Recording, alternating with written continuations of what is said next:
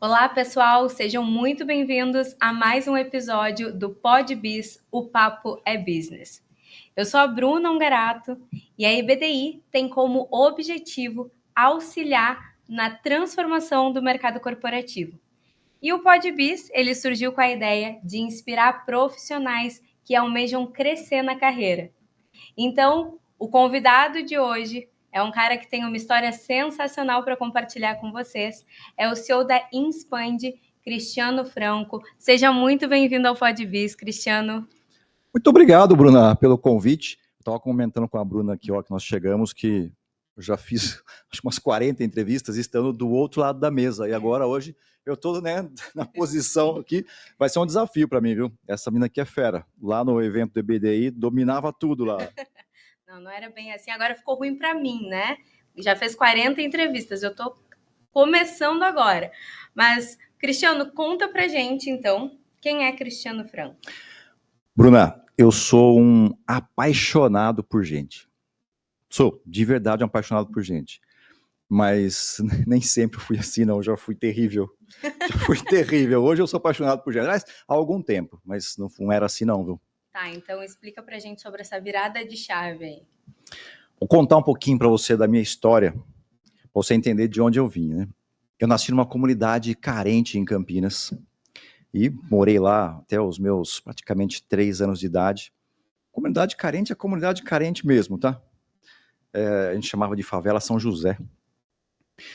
Tive um problema de saúde grave com 1 ano de idade, fiquei em coma por 30 dias, com pneumonia dupla. Eu sou alérgico à penicilina e naquela época, né, a tecnologia não favorecia muito, e aí o tratamento que tinha era a base de penicilina. Minha mãe conta uma história super complexa, que minha mãe me teve de 14 para 15 anos. Então você imagina, ela era uma menina cuidando de um bebê que estava em coma. E ela disse que o médico havia dito para ela que eu não sobreviveria, né, a um determinado dia que ela tinha ido me visitar, e que ela saiu desesperada, porque o médico falou para ela: prepara tudo, porque teu filho não vai passar de hoje. E aí ela disse que encontrou com o pai dela, e o pai dela naquela época que deu todo o apoio para ela. Enfim, para encurtar a história, estou aqui hoje. Não foi naquele momento, deu certo. Acho que Deus tinha um propósito para mim, acredito muito nisso. E na evolução do tempo, eu me recordo de ter tido muito problema de saúde. Fui mesmo melhorar de saúde aos 7 anos de idade. E, assim, é interessante porque as minhas memórias de criança e de infância, eu sempre estava internado. Sempre no hospital. Me lembro de uma situação de uma amiguinha do quarto do lado vir empurrar a porta do quarto que eu estava, porque elas ficavam entrando toda hora no quarto, criança fica sempre brincando, né? E eu lembro de ter colocado o sofá para travar a porta, e o médico queria entrar e a porta estava travada. Então, as minhas memórias de infância são normalmente de hospitais. Aos 7 anos eu ganhei um pouco mais de saúde, entre 8 e 9 anos os meus pais se separaram, e aí foi um momento muito difícil como é que eu vou dizer para você, assim, é quando você perde um pouco da referência, sabe, de estrutura de família, com 9 anos de idade. Meu pai simplesmente foi embora de casa, enfim, tiveram lá os seus problemas. Minha mãe estava internada no hospital enquanto meu pai foi embora, e eu tinha uma irmã de 1 ano de idade, e aí você não sabia o que fazer. Até que encontrei um tio, né, logo depois que a mãe saiu do hospital, encontrei com um tio, e eu lembro que ele bateu no meu ombro e falou assim: ó, esquece o teu pai e vai trabalhar. 9 anos. E eu fui trabalhar, aos 9 anos de idade. E essa primeira oportunidade de trabalho, eu empurrava carrinho do supermercado, que era do supermercado Eldorado, em Campinas. Esse supermercado pegou fogo, foi por isso que eu perdi o emprego. Acabou o emprego, porque queimou o supermercado. E esse supermercado tem uma conexão interessante comigo, que me lembra de contar ela no final da história, porque ela tem a ver com a Inspand de hoje, tá? E morreram 2 pessoas nesse incêndio. Uma das pessoas que faleceu nesse incêndio era um repórter da Rede Globo, e o outro foi meu primo, que foi quem me convidou para trabalhar lá. Esse meu primo era como irmão, né? Era uma referência para mim de pessoa e de profissional para aquela época. Mas tudo bem, passei por cima disso, fui depois trabalhar numa construtora, né? Fiquei um tempo nessa construtora, e parece que tinha uma certa praga na minha vida, que todo lugar que eu entrava para trabalhar durava 3 anos.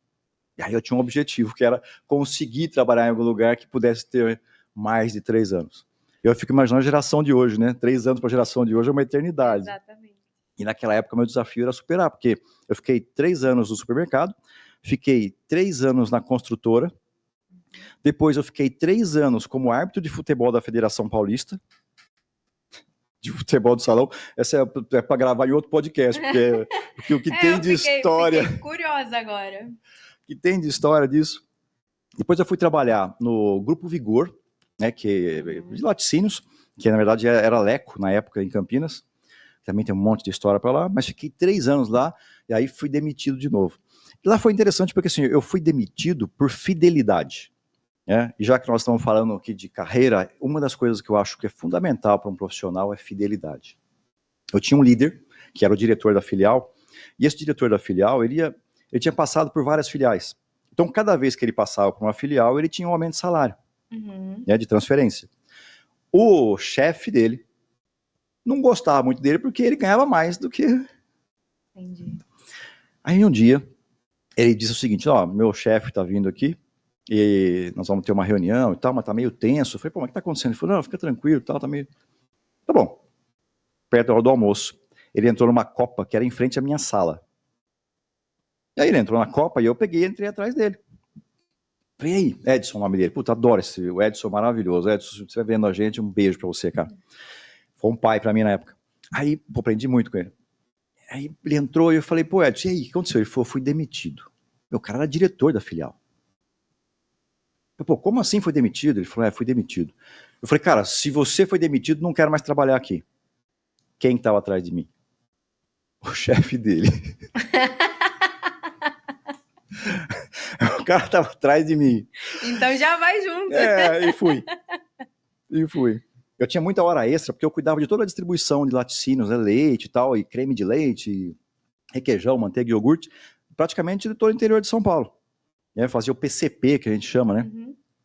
E aí eu tinha muita hora extra, me deram 30 dias de folga, e aí na sequência fui demitido, por falar demais. Mas eu gosto dessa passagem, porque para mim ela representa a fidelidade, que é a qual eu acredito, né, até os dias de hoje.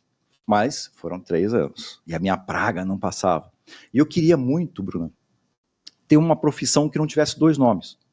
Auxiliar de vendas, assistente de escritório, sabe essas coisas? Sim. Bobagem, né? Porque o gerente de vendas também tem 2 nomes, né? Mas, naquela época, eu falei, nossa, eu queria ter uma função que pudesse ter um nome só. Saí de lá, fui trabalhar numa empresa, que era uma empresa de projeto de ar-condicionado.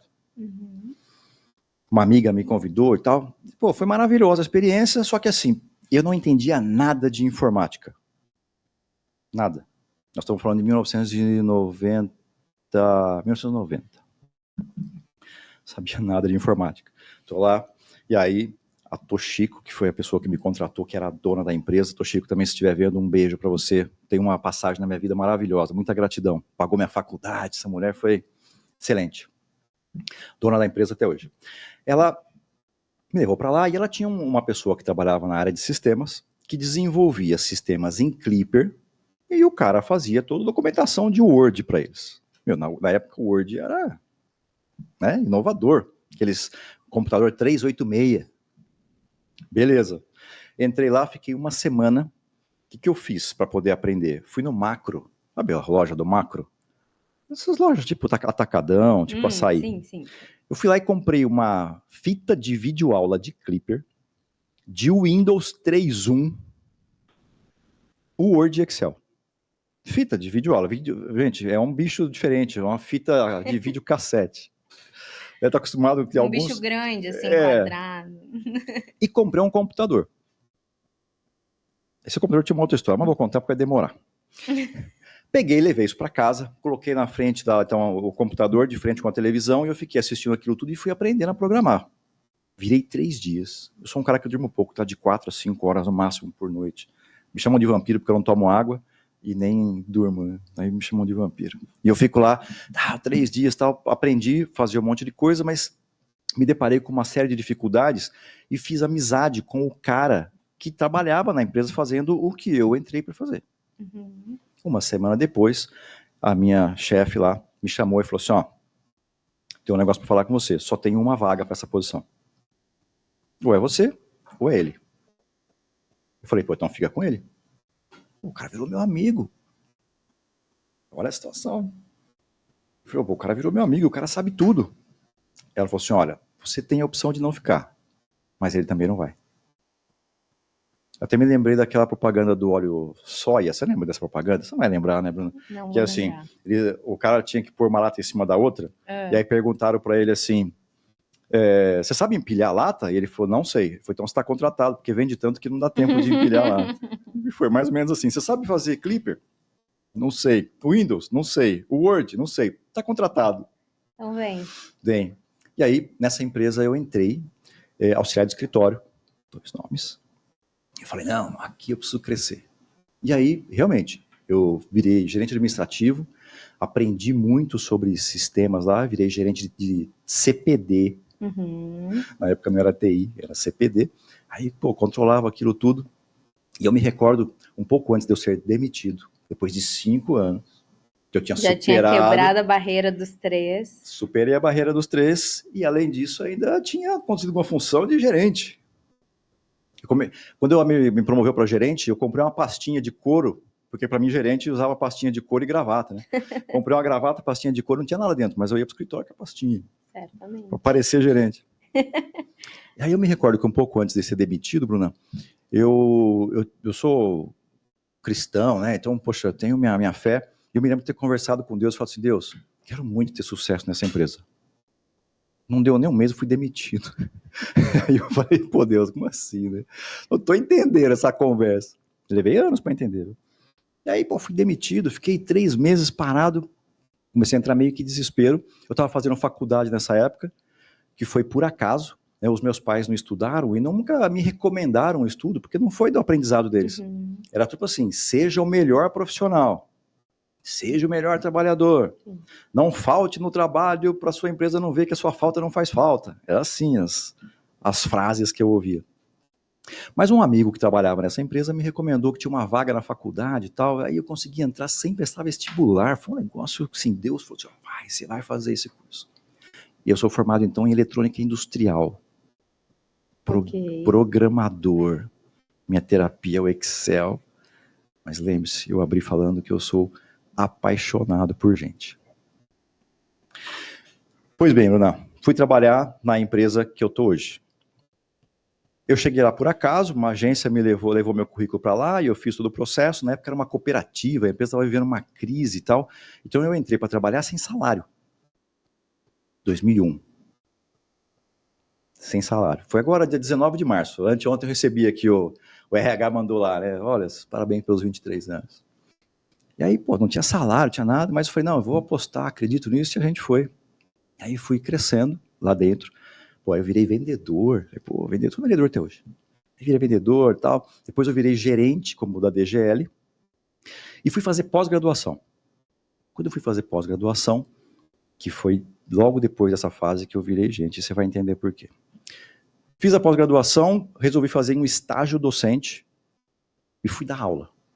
Passei, assim, de imediato, o professor que me chamou para fazer, professor Carlos Franco, outro beijo para você também, foi um cara importantíssimo nessa trajetória. Ele pegou a turma dele, que ele era o mestre, era o coordenador do curso, ele pegou a turma dele e falou assim, fica com a minha turma.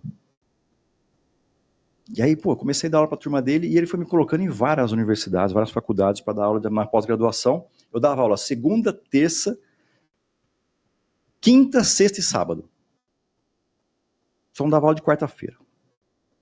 Eu dava aula em Santos de sexta-feira à noite, saía de Campinas às 4h30 da tarde para dar aula em Santos às 7h30 da noite, saía de lá às 11h30 para chegar em Campinas 1h e pouco da manhã para estar em Salto, né, uma cidade perto de Itu ali, para dar aula no sábado o dia inteiro na pós-graduação. Eu fiz isso durante um tempo, né? Mas tudo bem, antes de eu chegar nessa parte aqui, fiz a pós-graduação, quando eu terminei, eu era um cara briguento, Bruna. Briguento. A minha família me chamava de frio, sabe? Assim, eu sempre fui do número, tudo para mim tinha que ter um critério, tinha que ter uma regra, e eu sempre fui apegado a dinheiro e aquelas coisas. Pão duro, mão de vaca, né? Apagar a luz no cascudo. Beleza, fui para Porto Alegre, dia 17/7/2007. Tinha uma reunião na Dell. Pensa num cara brigando, eu brigava no trânsito, daquele de descer do carro. Aquele que alguém dava luz alta na pista, eu pisava no freio. Entendi. Entendi o nível. Entendeu o nível? Agora sim. Briguento mesmo, não é força de expressão. Não tem orgulho desse aí não, viu, gente? Vocês estão vendo aqui, ó, não tem nenhum orgulho disso não façam isso. Aí eu tinha uma reunião marcada na Dell, em Eldorado do Sul, que fica do lado de Porto Alegre. Reunião marcada para as 10 da manhã, mudaram a reunião para as 3 da tarde. Nossa, que eu não aceitaria muito um cliente fazer isso, porque eu achava um desrespeito. Mas eu não sei porquê. Nesse dia, tudo bem. Falei, meu voo é 5h40, eu saio de lá, pô, do lado, pego o carro. A empresa americana é muito certinho o horário, né, das reuniões. Aliás, se você não sai da sala, o povo invade a sala quando termina. Reunião das 3 às 4, foi, pô, sair de lá 4 horas, 4h30 no máximo, tô devolvendo o carro na Localiza, dentro do aeroporto. Muito bem.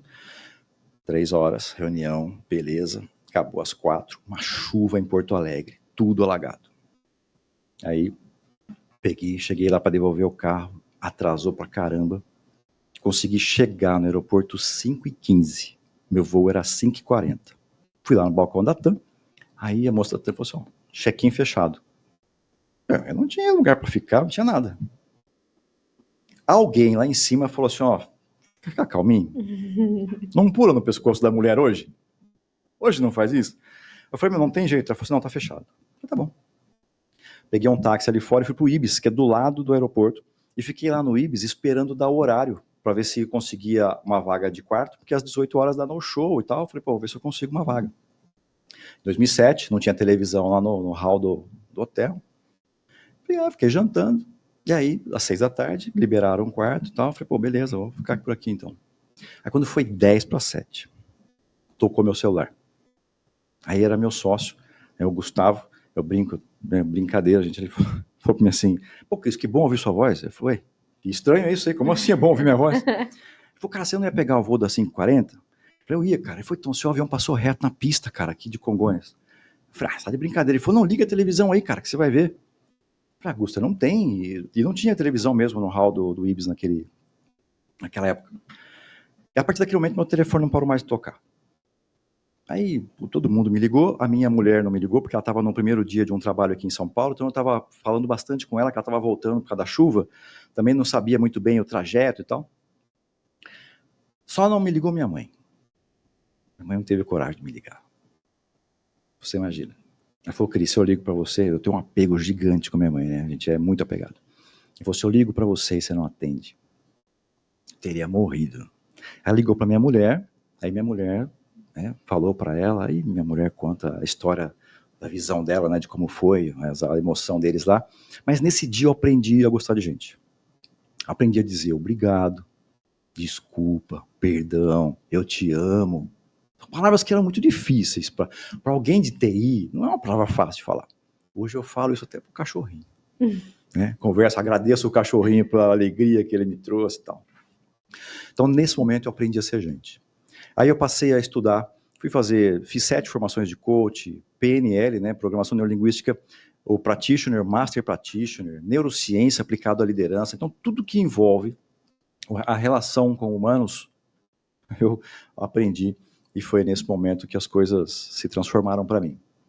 E tem uma outra passagem interessante dessa época, Bruno, que foi assim, na pós-graduação, eu lembro de ter, num dos momentos de reflexão, falado para mim mesmo que eu queria realizar 3 sonhos, 3 desejos. Um deles era, eu queria formar 1000 pessoas, porque quando eu fiz o processo de estágio docente, eu virei professor e falei, pô, eu quero formar 1000 pessoas. O segundo, eu queria conhecer 10 países em 10 anos. Então, até 2015, 2016, eu tinha que conhecer 10 países. E eu queria escrever um livro. Esse era o meu desejo, essas 3 coisas. 2010, eu tinha formado 1000 pessoas. 2015 eu conheci o 10º país. E aí, em 2016, eu estava num evento chamado Companhia do Coach. Eu estava lá com o pessoal que tinha sido convidado por uma amiga e tal. Naquele dia lá, a gente estava contando um pouco sobre o conhecimento de cada um, como lidava com as pessoas. E aí, a Áurea Regina de Sá, que era repórter da Rede Globo, estava lá.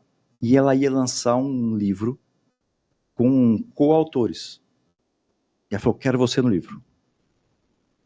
Aí eu falei, nossa, alguém lá em cima tá de olho nisso tudo, né? Aí em 2016 eu escrevi um, 17 o outro, 18 o outro e agora estou fazendo o 4º. Recomendo, viu, gente? Vá atrás aí, que tem várias oportunidades para escrever livro, né? Tem coisas, a gente sempre tem coisa relevante para contar. Pois bem, aí em 2016, 15 para 16, a empresa viveu uma crise terrível. Terrível. Eu já era, nessa época, gerente das duas empresas, que era a DGL e a ISAT. A DGL nasceu em 95 como primeiro provedor de internet do Brasil, que foi nessa que eu entrei em 2001. Então ela já existia. DGL de Dorian Guimarães Lacerda, né, que são as iniciais do fundador e que é meu sócio e presidente do conselho hoje. Em 99 nasceu a ISAT dentro da DGL, nome diferente, mas mesmo grupo de profissionais, mas ela tinha um propósito diferente.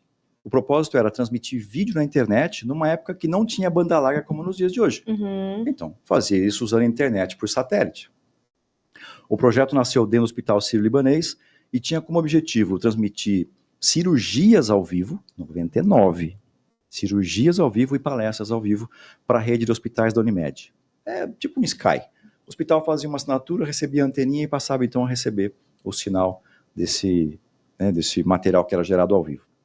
A primeira transmissão foi interessante, que estavam filmando uma cirurgia de joelho e de repente perdeu completamente o foco, né? Aí o diretor que estava lá de produção, tá fora de foco, tá fora de foco. O profissional tinha desmaiado, né? Ele desmaiou. Não suportou ver aquela imagem. Em 2002, nós entramos no mercado de educação à distância, fizemos a primeira plataforma de gestão de aprendizagem, a primeira LMS. Em 2004, começamos a produzir conteúdo na internet. De 2012 a 2014, nós fizemos uma aposta de pesquisa e desenvolvimento para construir um novo LMS. Nessa época eu era gerente das duas empresas, porque elas continuavam existindo. DGL como provedor de internet e a ISAT como uma empresa de soluções de educação. Beleza, passamos e tal. Quando foi 2015, essa estratégia não deu certo. Por quê? Desses 2 anos de pesquisa e desenvolvimento, nós fizemos uma plataforma para atender as universidades. O nosso mercado sempre foi o corporativo. 2015, Pátria Educadora não vingou, né? As universidades deixaram de receber alguns repasses, e aí todos os contratos que nós tínhamos fechado naquele semestre, que entrariam no ar no semestre seguinte, foram cancelando um a um. E nós entramos o ano terrivelmente numa crise danada financeira, e retomamos para refazer a plataforma do corporativo usando tudo que a gente aprendeu com o acadêmico. Porque aí eu tinha ficado defasado. Começamos a ter alguns cancelamentos na época do corporativo. Então foi um momento muito difícil. Eu ia sair de férias em setembro de 2015. E na época, o meu líder, que não está lá hoje, meu líder me chamou e falou, ó, está muito tempo aqui na empresa e eu queria te falar uma coisa. A gente está vivendo um momento muito difícil, nós vamos desconectar todo o comercial, vamos ficar somente com 2 profissionais aqui. E esses 2 profissionais que vão ficar não precisam de gerente. Eu, como diretor, faço a gestão deles. O que significa isso? Que eu ia rodar com 14 anos de empresa. Falei, caramba, e agora? Ele falou, cara, eu tô te avisando, que eu sei que você vai sair de férias, gasta pouco. Na hora que você voltar de férias, a gente vai te desligar. Falei, caramba, e agora, né? Me lembro que eu fui para casa e tal, e fiquei pensando o que eu poderia fazer. Aí eu fiz a seguinte conta, Bruno. E aí, gente, fica aí, ó, dica. Eu sempre fui bom de guardar dinheiro. E aí, peguei do dinheiro que eu tinha guardado e eu ganhava um bom salário como gerente na época. Falei, bom, se eu ficar desempregado agora, final de ano, eu vou levar no mínimo 10 meses para conseguir arrumar um outro emprego. 10 meses vezes o meu salário dava X. Eu falei, agora, para retomar e ganhar mesmo o que eu ganho hoje, talvez eu fique mais do que 10 meses, talvez 12 ou 14 meses. Fiz a conta. No dia seguinte, voltei para a empresa, peguei esse cara, que era meu líder e sócio na época, falei para ele, cara, eu tenho uma proposta para fazer para a empresa. Ele falou, qual? Eu falei, quando eu voltar de férias, te conto. E aí, beleza, fiquei uma semana viajando. Quando eu voltei, pedi para reunir os sócios, e aí na reunião desses sócios eu falei, ó, tem uma proposta de colocar tanto na empresa que praticamente pagava 13º do final do ano. Mas eu queria ser sócio. Quem que quer ser sócio no momento em que a empresa está quase quebrando? Eu. Entrei na sociedade, então eu saí de demitido a sócio em 10 dias. E como você pode ver, né? Estou lá até hoje, graças a Deus, a empresa, logo depois da saída desse líder, né, desse outro sócio, a empresa, foi uma curva de crescimento fantástica. A pandemia nos favoreceu muito, porque o digital cresceu demais durante a pandemia, né? Mas eu era diretor comercial nessa fase. Beleza, como diretor comercial, vim fazendo lá meu trabalho de crescimento da área e tal, até que em 2001 fiz a aquisição de uma empresa chamada HT1, que é uma empresa de consultoria, de treinamento presencial e construção de conteúdo, para somar com aquilo que eu já gostava de fazer, porque eu comecei a dar treinamento presencial sozinho, fora da empresa. Porque a empresa não queria trazer nada naquela época que fosse presencial. Era só tecnologia.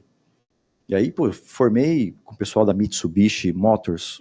Pô, gente, tenho uma gratidão gigante com vocês. Vocês sabem disso. Fiz mais de 20 turmas de treinamento de todos os gerentes de pós-venda do Brasil todo. Eles vinham aqui para Jaguariúna e passavam comigo 3 dias de imersão maluca. Quem me segue na rede sabe que era maluca, porque ia até as 3, 4 da manhã, a gente virava fazendo as coisas e tal. E o pessoal numa energia maravilhosa. Ari Pegoraro, Arizão, não sei se você está assistindo, se você tiver, cara, você vai assistir porque eu vou mandar para você saber o quanto eu sou grato pela iniciativa que você teve de me levar para lá. Foi uma realização fantástica.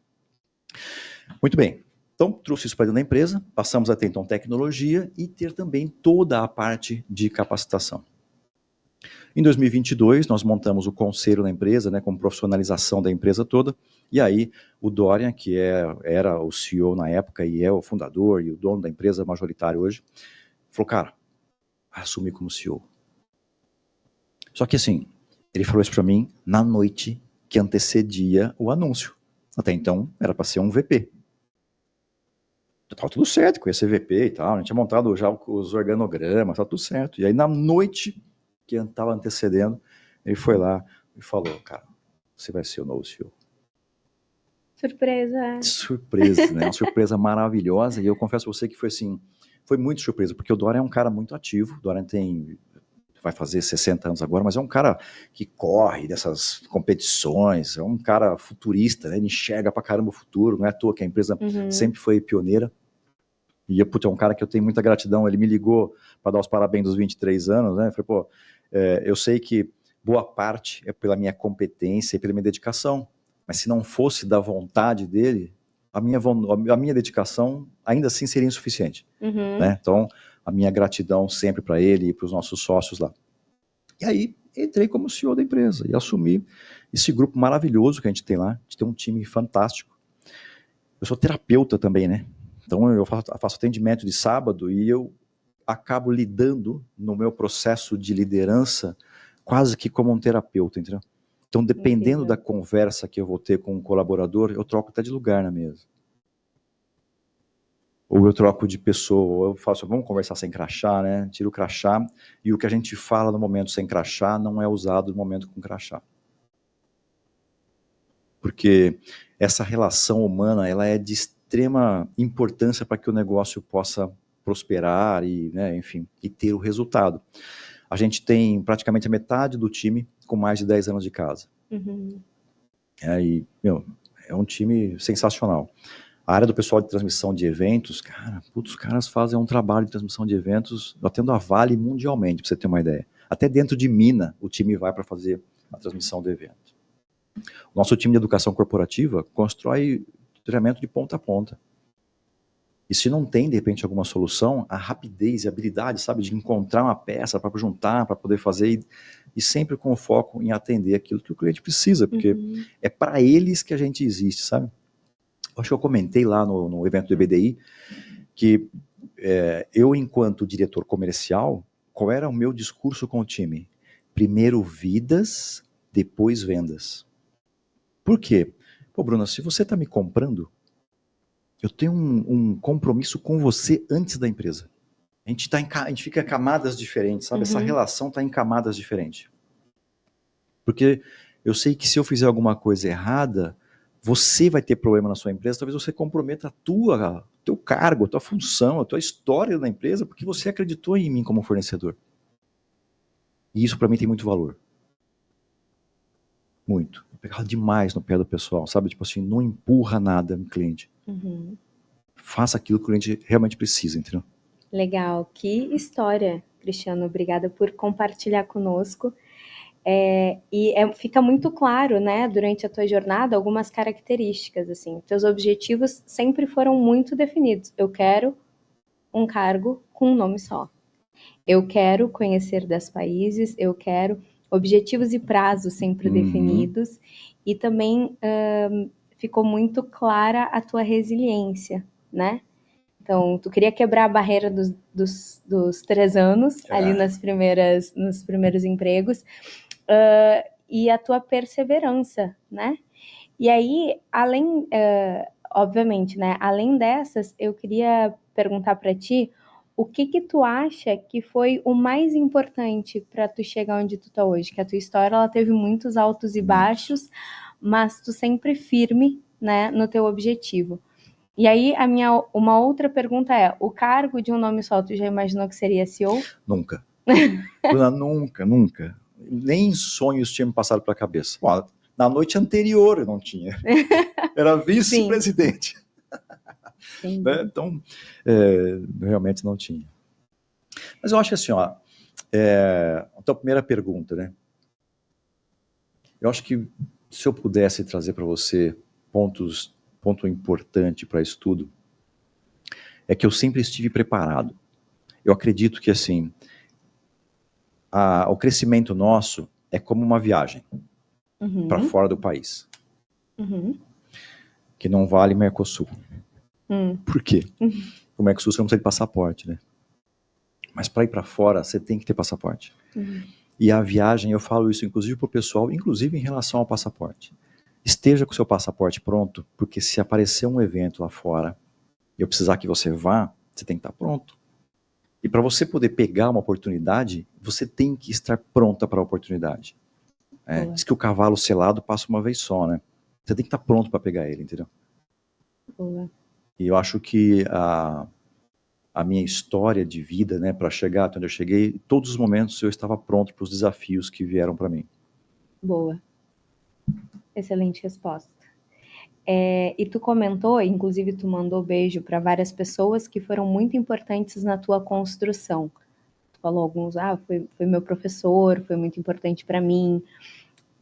Teve alguém que te inspirou durante essa caminhada? Alguém que tu olhava e tu falava, nossa, essa pessoa aqui tem uma característica legal, eu quero ser como ela, ou vou fazer por ela? Eu sempre fui muito mais daqueles, assim, dos que não me inspiravam. Do tipo assim, é isso que eu não quero. Entendi. Eu sempre fui muito mais da exclusão. Eu tive um chefe que me contratou, inclusive, na época da DGL, né, quando eu fiz o processo seletivo. O outro Chico também, maravilhoso. Obrigado, Chico. Graças a você eu tô lá até hoje. O Chico tinha o hábito de fumar. Era fumante. E ele, com frequência, ia para a área externa da empresa para fumar. E a gente tinha muita amizade. Eu sempre fui muito ligado com os meus chefes. Sempre. Você é puxa-saco? Pô, beleza. Você acha que eu sou puxa-saco? Pra mim tá tudo bem. Não me importa com a tua opinião. Me importa o que as coisas aconteçam. E eu não ia fumar. No começo eu ia. Eu não fumava, óbvio, mas eu ia com ele pra lá, pra gente ficava conversando. Então, até que chegou, eu falei, caramba, não tá produtivo isso. Então, isso eu não quero pra mim. Então, os maus exemplos que eu via de liderança, de gestão, de empreendedorismo, eu sempre olhava para aquilo e falava, putz, isso eu não quero para mim. Então eu ia excluindo essas coisas e parece que acabava sempre sobrando coisas boas no meio do caminho. Né? Agora tem uma outra coisa que é importante, Bruna, que é assim, dentro da PNL, a gente pode nomear mentores virtuais. Não sei se você já ouviu sobre isso. Mas, por exemplo, eu tenho comigo alguns mentores virtuais. Eu tenho o Obama comigo aqui na frente. Papa Francisco aqui atrás. Eu sou evangélico, mas o Papa Francisco está comigo. E meu cunhado é pastor, tá ouvindo isso? Pastor, desculpa, mas é que tá aqui. Aqui do lado de cá, eu tenho um pessoal mais técnico. Paulo Alvarenga, da UPA, da Crescimento. Fernando Dalgalarrondo, que foi meu mestre de PNL. Esses 4 caras estão comigo e há algum tempo eu trouxe alguém para somar com eles aqui, que é o Emílio Zurita, do Pânico. Por que esses caras estão comigo? A cada situação, Bruna, a gente precisa de recursos diferentes. E eles te ajudam. E aquilo que que não prestam na minha visão deles, eu excluo. E fico com aquilo que me serve. Né? Então, eu sempre fui um cara que, o pessoal diz, né, eu gosto muito de piadinha. Eu acho que para ser sério você não precisa ser chato, entendeu? Então o clima nosso, a gente trata os fatos com seriedade e as pessoas com leveza. Então as nossas reuniões, nós levamos a sério aquilo que precisa ser resolvido, mas entre nós a relação é sempre muito leve, muito de brincadeira, muito à vontade.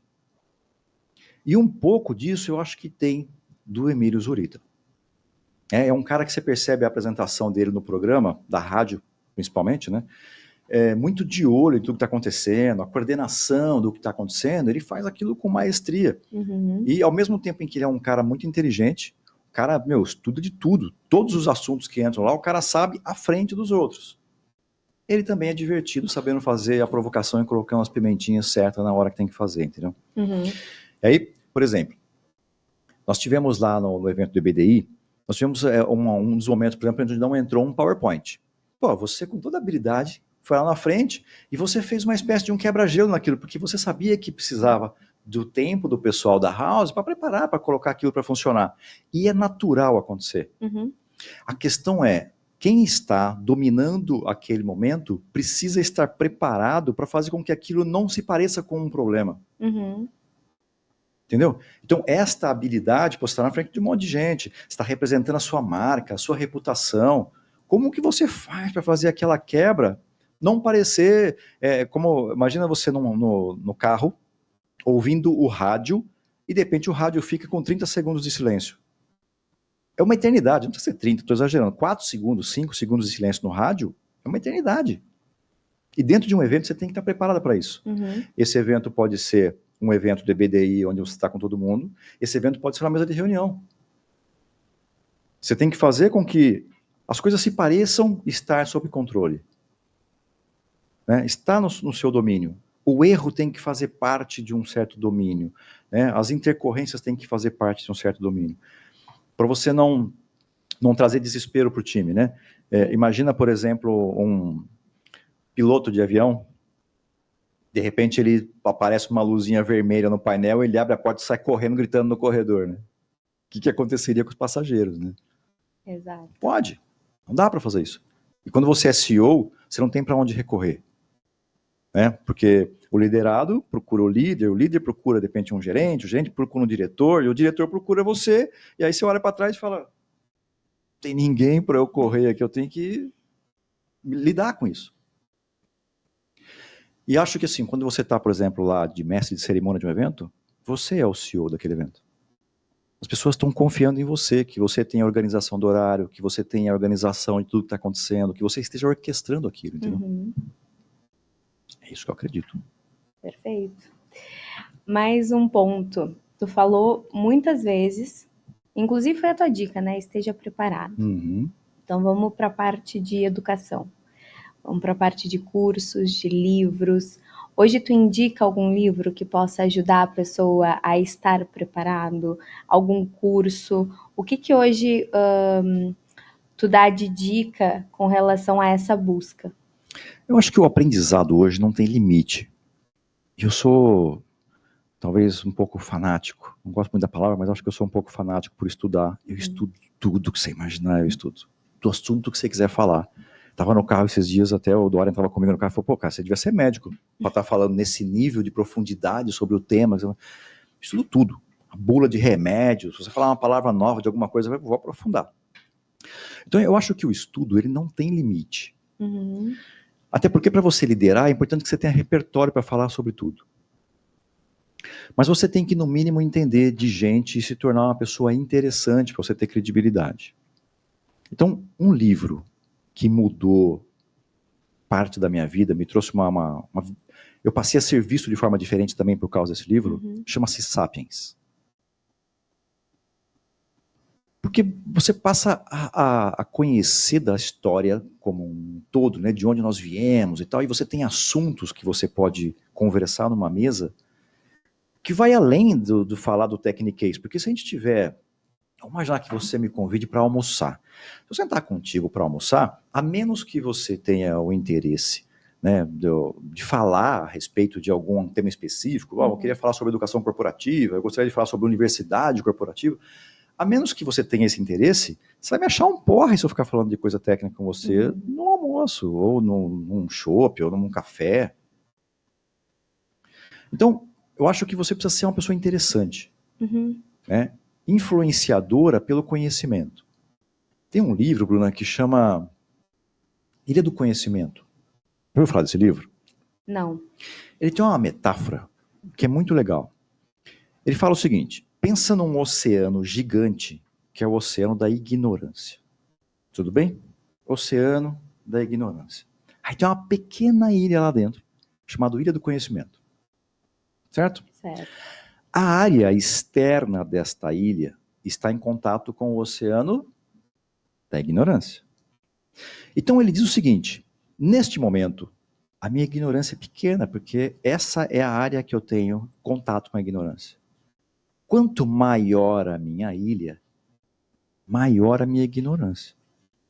Porque eu percebo que eu sei pouco, porque cada vez que eu converso com alguém diferente, que traz, eu tô fazendo assim, estou construindo, eu falo, nossa, eu não sabia disso.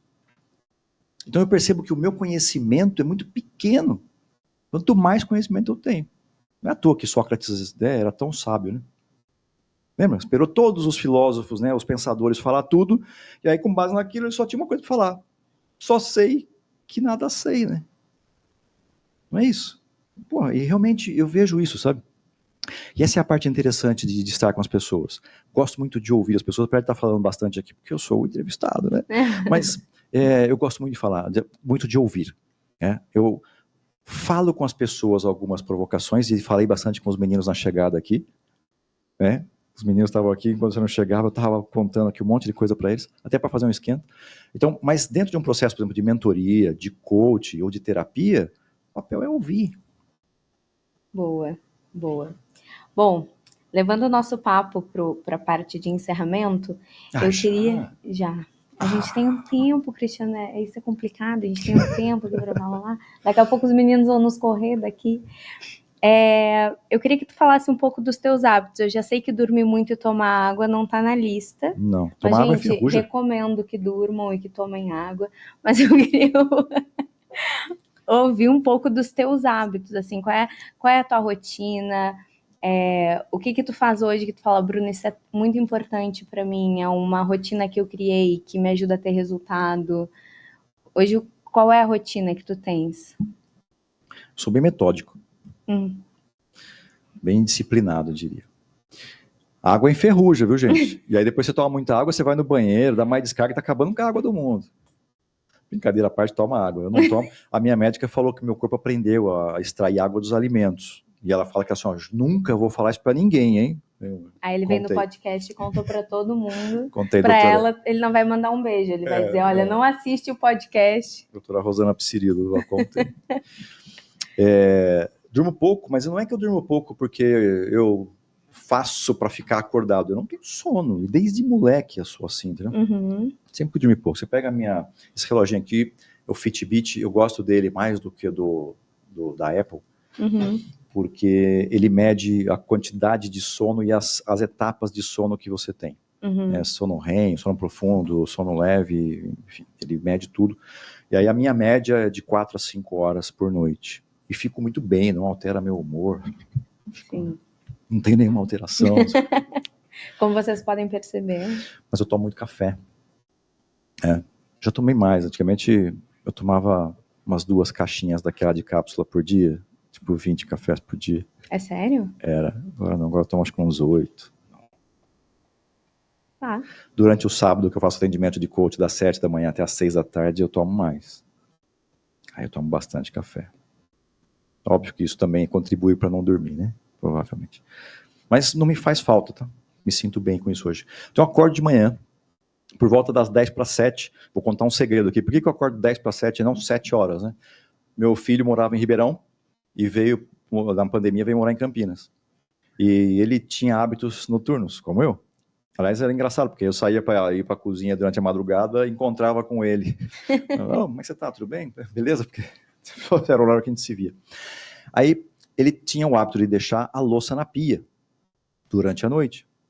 Aí minha mulher acordava de manhã e sempre ficava incomodada que tinha a louça na pia. Amor, nunca te contei isso. E aí eu passei a levantar 10 para 7 para poder deixar a louça dele lavada, porque eu sempre entendi o seguinte: o quarto dele bagunçado e a bagunça que ele deixava em casa, que agora ele casou, foi, né, tá com a mulher, sempre significou para mim, e que isso sirva para você também. A bagunça do teu filho significa que teu filho está em casa. Pensa nisso. Então eu falo para minha mulher: fecha a porta. A bagunça do quarto está te incomodando? Fecha a porta. E a louça eu lavava, e ainda lavo até hoje. Não, a minha mulher nunca deixa a louça na pia, mas a louça que eu sujei no café da manhã, eu já deixo lavadinha para ir para o escritório. Faço isso, mas eu faço Duolingo todas as manhãs. 1.200 e tantos dias, Bruna. Se aqui, ó. Você faz Duolingo? Às vezes. Às vezes. Bem menos que 1000 dias. Olha aqui, ó. Muito. Caramba, 1238 dias de ofensiva, gente. Ele não parou. Para quem não sabe o que é Duolingo, é um aplicativo que tu aprende várias línguas. Ele é muito... Eles mostrando as 1238 horas. Então, Dias. Duolingo... Dias. 1.238 dias ininterruptos. Tu faz quais línguas? Já fiz espanhol, já fiz o inglês 2 vezes. Dá para aprender muitas em 1238 Dá. Mas você sabe que, para mim, não é pelo idioma. Por quê? Quando eu estou fazendo a aula do Duolingo de manhã, eu percebo o meu nível de concentração daquele dia, o meu nível de paciência daquele dia, e aí eu passo a fazer um concerto. Normalmente, no período da manhã, eu faço a cada 1h30 uma espécie de exercício para tirar a intoxicação do cérebro. Por quê, Bruna? A gente acorda, a gente não, né? Eu acordo sempre assim: eu tenho que falar com aquele cara hoje, eu tenho uma reunião, o cara faz isso, o cara aquilo. Essa intoxicação desse diálogo interno, eu tiro durante o caminho para o escritório ou logo depois que eu percebo que eu não estou legal, como eu fiz lá, se eu estiver desconcentrado. Até para dirigir, é interessante que assim, se eu percebo que estou desconcentrado, talvez eu possa fazer alguma barbeiragem no trânsito. Então aquele dia eu falo: eu preciso me policiar mais hoje, preciso estar mais atento com os números hoje, porque eu já percebi que eu não acordei na minha melhor, né, versão daquele dia. Então eu faço Duolingo todo dia por conta disso, tá? De casa para o escritório, ouvindo podcast. Chego para o escritório, aí, enfim, aí começa aquelas correrias o dia todo, né? Eu sempre dou um jeitinho de chamar alguém para conversar, para saber como é que está a família, como é que está alguma situação pessoal, né? Escolho algumas pessoas daquele dia, às vezes algum insight, aquele ali, né? Trago para perto. E passo o meu dia lá, e à tarde, até para fechar aquilo que eu comentei com você sobre aquele supermercado que eu trabalhei. Sim. O escritório da Inspend fica no 13º andar de um prédio que fica de frente para onde era esse supermercado Eldorado. E eu olho de lá, eu vejo todas as ruas dos carrinhos que eu carregava, porque eu levava compra para as pessoas. Então eu fazia o pacote, e diferente, gente, desses carrinhos que vocês empurram hoje com 4 rodas, naquela época eles eram um carrinho com 2 rodas que você carregava aqui, ó, você trazia ele para cá para transportar ele. E modéstia à parte, eu tinha que ser forte, eu era magrelo, mas eu tinha que ser forte porque era cada subidona para carregar aquele carrinho, e não tinha salário, viu? Naquela época, gente, nós não recebíamos salário, não era gorjeta, e muitas vezes eu recebia uma maçã por ter levado a compra para casa de alguém. E hoje eu olho lá de cima, Bruna, tem dia que eu nem acredito, né? Eu falo assim: nossa Deus, cara, eu fazia isso aí tudo, nunca imaginei, né? Depois de quase 40 anos, eu ia estar aqui em cima, olhando tudo de cima daquilo tudo que aquele menino, sabe, de 9 anos de idade fez. Eu pegava o último ônibus para ir para casa. Minha irmã era pequena. E eu levava minha irmã para creche. Então eu levava minha irmã para creche de manhã, 7h30, deixava ela lá, e eu ia para a escola. Eu saía da escola, pegava minha irmã na creche, ia para casa, dava comida para ela, punha ela no ônibus, ia para o centro da cidade para eu ir trabalhar e deixar minha irmã na outra creche. Porque minha mãe saía do trabalho para pegar ela. Essa era a rotina daquilo. Então quando eu lembro, eu falo: nossa, cara, eu ia trabalhar e eu tinha só o dinheiro de ida, eu não tinha dinheiro para almoçar. Eu não tinha dinheiro para jantar e nem para voltar, tinha que me virar, fazer dinheiro para voltar para casa. E para voltar a trabalhar no dia seguinte, né? Que incrível. Coisa, mas ó, ver lá de cima hoje é um negócio que me emociona. Todos os dias que eu vou ali, eu pego uma fruta lá, né? A gente serve fruta para os funcionários. Então tem uma mesa de frutas lá, eu pego e vou lá para a área externa, nesse rooftop que a gente tem lá, eu vou lá nessa área externa e fico lá, olhando para aquilo tudo que eu fazia quando era moleque. Que incrível. Parabéns Muito obrigado. pela jornada. Cristiano, para a gente encerrar, eu queria uma dica tua, que tu já deu muitas ao longo da nossa conversa, né? Mas se tu fosse falar para todas as pessoas que desejam crescer na carreira, qual seria o teu conselho? Não pegue atalhos. Não pegue atalhos. Você pode, de repente, achar, tem muita armadilha hoje, né? Nas redes sociais, principalmente. Tem muita armadilha para você pegar atalho. Cara, o atalho pode te levar para chegar em um determinado ponto até mais rápido. Mas na hora que você se vê apurado, você não vai saber como que você resolve aquele caminho porque você pulou etapas. E uma outra coisa que pode prejudicar muito você quando você quer algo muito rápido é o seu ego. Então, uma frase que eu gosto muito, que é aquela assim: o teu ego vai te levar longe, mas vai te largar lá sozinho. Acredita nisso, porque é uma grande verdade. O ego, ele acaba com a gente, das pessoas que eu faço mentoria e coach, muitos deles estragam a vida, tanto pessoal quanto profissional, por conta do ego e do orgulho. São dois, eu chamo de recursos, tá? Que é recursos que a gente usa para poder lidar com os nossos medos ou lidar com as situações. Esses dois, cara, se analisa, né? Se você está assistindo a gente aí, se analisa se não é isso que está no comando da sua emoção. Se tiver, dá um passo atrás, e aí te recomendo 4 palavras, 4 frasezinhas importantíssimas que eu já citei aqui que eu aprendi. Me perdoa, me desculpa, obrigado e eu te amo. Valeu? Muito bem, pessoal. Essa foi a incrível história que o Cristiano Franco compartilhou conosco. Tenho certeza que, assim como a mim, vai inspirar muita gente que escuta o PodBiz. Então, Cristiano, muito obrigado por compartilhar conosco, por trazer todos esses insights. Foi realmente uma honra te ouvir. Gostei muito de tudo que tu trouxe aqui, de ouvir a tua história. Parabéns de novo pela tua jornada. Obrigado. E seja sempre bem-vindo para contar todas as outras histórias que não deu tempo de contar nesse episódio 1 aqui no PodBiz. Dia que você quiser.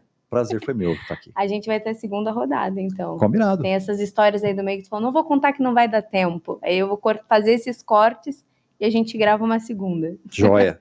Aceito. Bom, pessoal, e o PodBiz hoje foi gravado aqui no estúdio da Mídia, então quero deixar meu muito obrigada para o pessoal. Para quem não conhece, eles, além do estúdio de podcast, eles fazem gerenciamento de rede social. Bom, então fiquem super à vontade para conhecer, a gente vai deixar as redes sociais deles, assim como as redes sociais do Cristiano, na descrição. Muito obrigada por acompanharem mais um episódio do PodBiz e a gente se vê no próximo. Até mais!